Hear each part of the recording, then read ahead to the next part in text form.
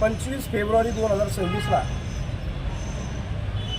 जिल्हा परिषदेच्या निवडणुकीची अंगावरची असलेली मरगळ झटकून पुन्हा एकदा माननीय डॉक्टर राजेंद्र गवई साहेबांच्या राष्ट्रीय नेतृत्वाखाली पश्चिम महाराष्ट्र महासचिव चंद्रकांतदादा कांबळे आणि सातारा जिल्हाध्यक्ष म्हणून मी संजय गाडे, माझ्या नेतृत्वाखाली युवक जिल्हाध्यक्ष विशालभाऊ कांबळे यांनी कराडमध्ये सहज चक्कर मारली आणि बेकायदेशीर उत्खनन निदर्शनास आलं याची कल्पना कराड तहसीलदार कल्पना ढवळे मॅडमला द्यावा आणि शासनाचा महसूल वाढावा या उदात्त हेतून विशालभाऊ कांबळेंनी तहसीलदार कल्पना ढवळे मॅडमला फोन केला आणि या सगळ्या गोष्टीची कल्पना दिली। मात्र ढवळे मॅडमच्या बोलण्यातून थोडा वेगळेपणा जाणवला आणि याची गंभीर दखल घेऊन रिपब्लिकन पार्टी ऑफ इंडियाचे सातारा जिल्ह्याचे युवक आघाडीचे जिल्हाध्यक्ष माननीय विशालभाऊ कांबळे यांनी 26 तारखेला तहसीलदार कार्यालय कराडमध्ये तहसीलदारांच्या विरोधात पत्रव्यवहार करून आज होळीच्या दिवशी बोंबाबोंब आंदोलन करण्याचा निर्णय घेण्यात आला। बोंबाबोंब आंदोलन करण्याचा निर्णय एवढ्यासाठी घेतला की आज शिमगा आहे, आज होळी पेटवली जाते आणि ह्या होळीमध्ये जुनं जे काय नाशवंत आहे, वाईट विचार, वाईट संगत, वाईट आदत, वाईट आजार हे सगळे जळून जावं आणि नवीन ऊर्जा घेऊन पुन्हा एकदा नवचैतन्य निर्माण व्हावं म्हणून होळीचं दहन केलं जातं, शिमगा केला जातो। 12 महिने आम्ही सगळे सण साजरे करतो, मात्र शेवटच्या महिन्यातला आमचा सण जो असतो हे बोंब मारूनच साजरा करायचा असतो आणि या कराडमधल्या तहसील कार्यालयातल्या भ्रष्टाचाराच्या विरोधात बोंब ठोकून आंदोलन करण्याचा निर्णय घेतला। मात्र या गोष्टीची गंभीर दखल प्रत्यक्ष तहसीलदार कल्पनाताई ढवळे मॅडमनी घेतली आणि आमचे चळवळीतले जवळचे सहकारी मित्र भीमशक्तीचे आनंदराव लाभे यांच्याशी मॅडमनी संपर्क साधला आणि गाडे साहेबांचा पर्यायानं विशालभाऊ कांबळेचा जर काही गैरसमज झाला असेल तर आपण तो एकत्र बसून चर्चांती सोडवू हा त्यांनी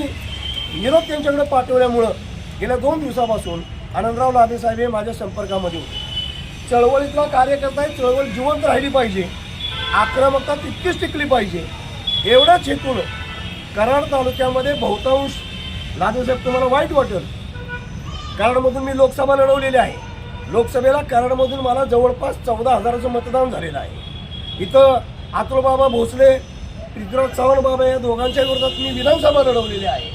कराड तालुका हा भरभरून प्रेम करणार आहे, मात्र या कराड तालुक्यातलं पुन्हा एकदा अधोरेखित करतो, इथली महारं बौद्ध झालेली नाही, काही महारच राहिलेली आहे। त्यामुळे इकडं चळवळीच्या अधोगती चाललेली ही निदर्शनास येते। इथं चळवळ जर वृद्धिगत करायची असेल तर आनंदराव लादे नावाच्या आक्रमक नेतृत्वाबरोबर किमान चर्चा तरी करावी।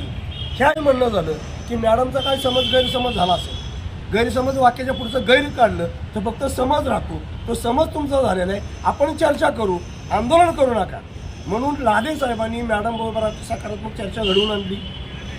मॅडमनी ते कबूल केलं की जाणते अजाणतेपणे तोंडातून शब्द गेला असेल, मात्र विशालभाऊ कांबळेंचं मन दुखवण्याचा किंवा रिपब्लिकन पार्टी ऑफ इंडियाला कमी लेखण्याचा माझा कुठलाही उद्देश किंवा हेतू नव्हता।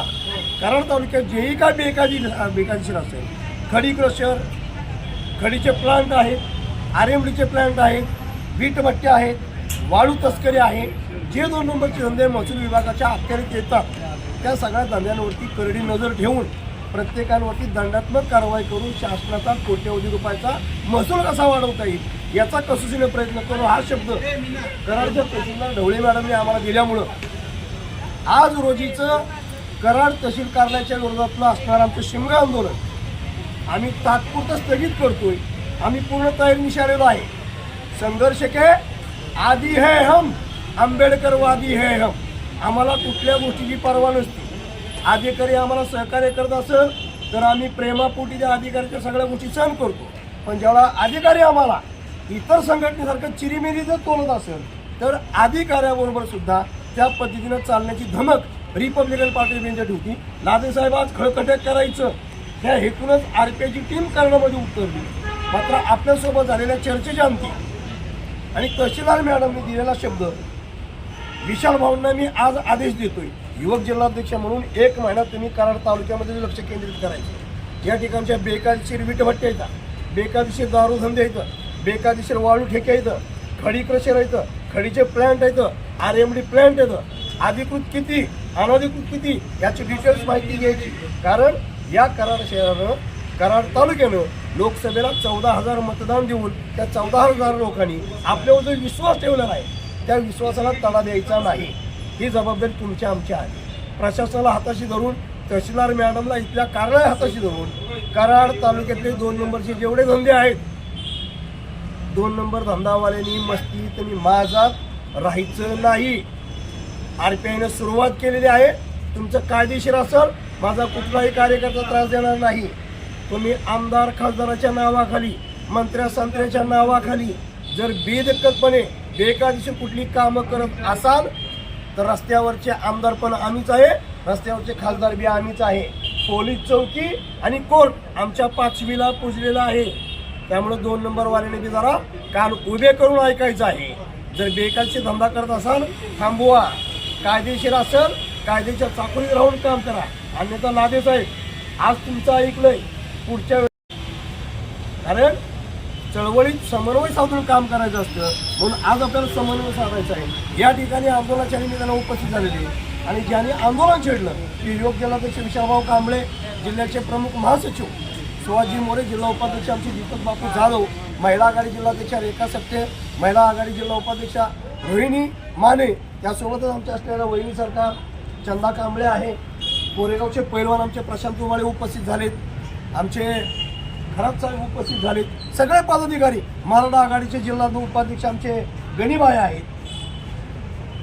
सगळ्यांनी या ठिकाणी उपस्थित राहून विशेष म्हणजे विद्यार्थी आघाडीचे सातारा जिल्हाध्यक्ष आणि रिपब्लिकन योद्धा यूट्यूब चॅनलचे पत्रकार आशुतोष वाघमोडे हेही उपस्थित झाले.